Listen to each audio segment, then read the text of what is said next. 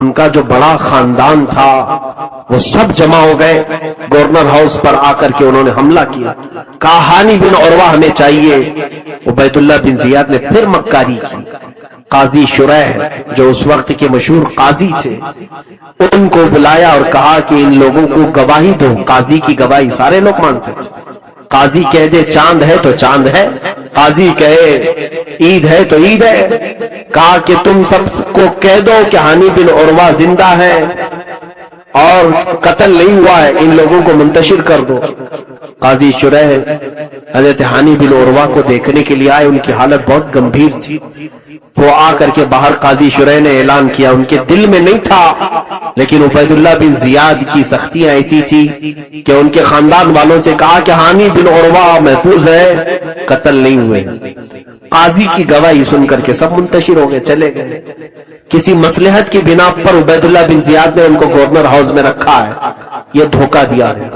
اب ہوا یہ, امام مسلم بن عقیل کو جب خبر ہوئی کہ ہانی بن عروہ کو اس نے گرفتار کیا ہے اور حالات بہت خراب ہوتے جا رہے ہیں, دوسرے ہی دن اس نے اپنے مکر کو ایسا کیا کہ وہ قبیلہ بنی مزعج کے لوگ سب منتشر ہوئے تو تقریباً کوفہ کے بڑے خاندانوں کے بڑے 12 لوگوں کی گردنیں کاٹ کر ان کے گھروں کے پاس پھینک دی. پورا کوفہ سہم گیا, ڈر گیا. بڑے بڑے لوگوں کی گردنیں پڑی ہوئی نالیوں میں, گٹروں میں.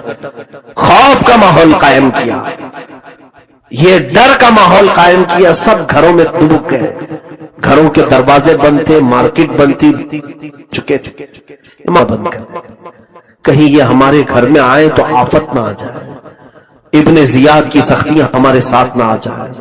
میرے عزیزو, دنیا اتنی تیزی سے بدلتی ہے, بولا نہیں جا سکتا.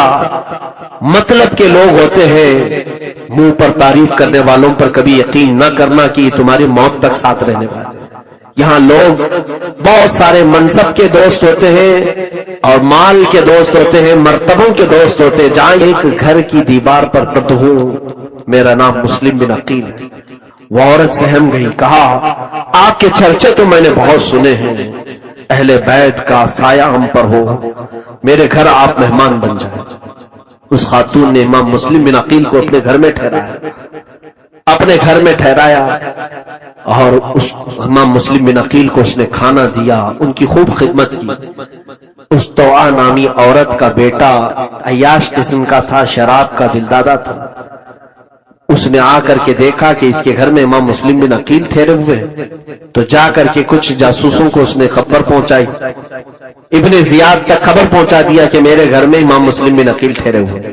ابن زیاد نے ایک چھوٹا فوجی دستہ دے کر کے بھیجا کہ مسلم کو گرفتار کر کے لے آؤ. وہ فوجی دستہ آیا. امام مسلم بن عقیل کے شام کے وقت تھے. جب گھوڑوں کے ٹاپوں کی آواز آئی تو آپ نے محسوس کر لیا کہ شاید میری گرفتاری کے لیے آئے.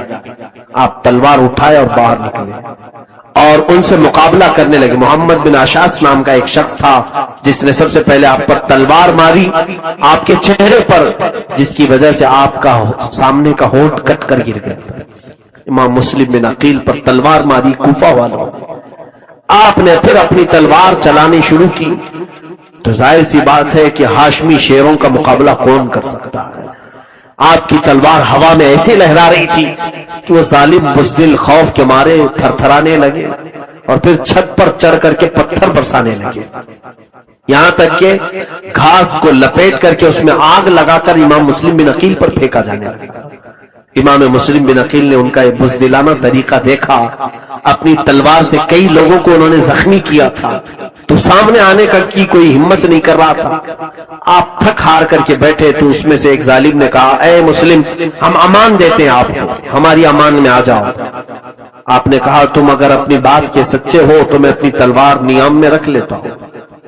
تو انہوں نے کہا ہم آپ کے ساتھ لڑنا نہیں چاہتے, صلح چاہتے. امان دے دیا ہم نے آپ کو. امان کی بات کر کے امام مسلم بن عقیل کے پاس آئے, کہا چلے ہمارے ساتھ آپ چلیں. ایک گاڑی پر, اس وقت کی جو یکا گاڑی تھی, گھوڑا گاڑی, اس پر بٹھایا. امام مسلم بن عقیل سے کہا, دوستی میں محبت میں باتیں کرتے کرتے ان کے نیام سے تلوار کو چھین لی. اگر تم نے امان دے دیا ہے تو تلوار کیوں نکال لی؟ کہا نہیں, آپ سے لڑنے کا کوئی ہمارا ارادہ نہیں.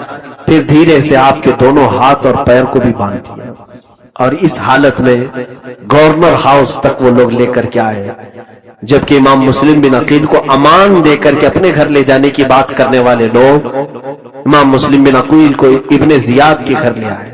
یہاں گورنر ہاؤس پر جب پہنچے تو یہاں بہت سارے لوگ تماشا دیکھنے کے لیے پہلے سے کھڑے تھے۔ امام مسلم بن عقیل آئے گورنر ہاؤس میں، یہ آپ کی شجاعت اور جواں مردی کو دیکھیں۔ آپ جیسے داخل ہوئے وہاں پر پانی کا ایک مٹکا رکھا ہوا تھا، آپ نے ان لوگوں سے کہا کہ پانی پلاؤ، تو ایک شخص نے کہا اس میں سے تمہیں ایک بوند بھی پانی نہیں دیا جائے۔